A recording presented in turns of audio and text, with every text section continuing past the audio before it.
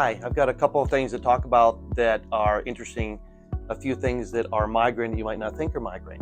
So I have three things to talk about with that. The first one, we're pretty familiar with an aura. About 3 out of 10 people will have an aura with their migraine, usually flashing lights or a fortification spectra, like a little zigzag line that grows across your vision.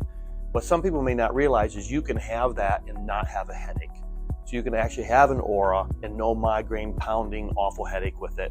That's pretty common when people get into their 50s, 60s, and 70s as well. So realize that it can be something relatively benign like a migraine when that happens.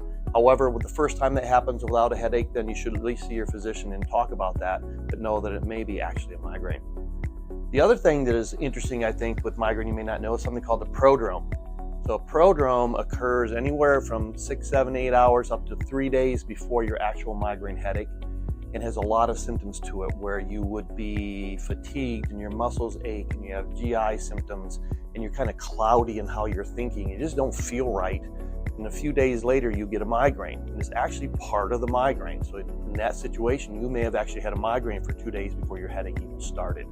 So about 7 out of 10 people probably have this prodrome, but most people don't realize it because they don't think about it and they're not asked about it. So it's something to think about so you can prepare and actually treat ahead of time.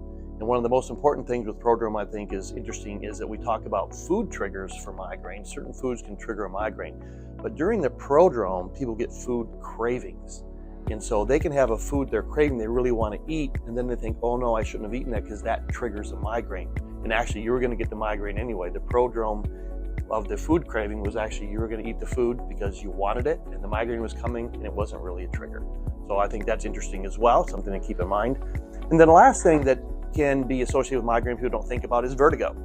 So vertigo is that spinning sensation or to and fro rocking like you're on a boat.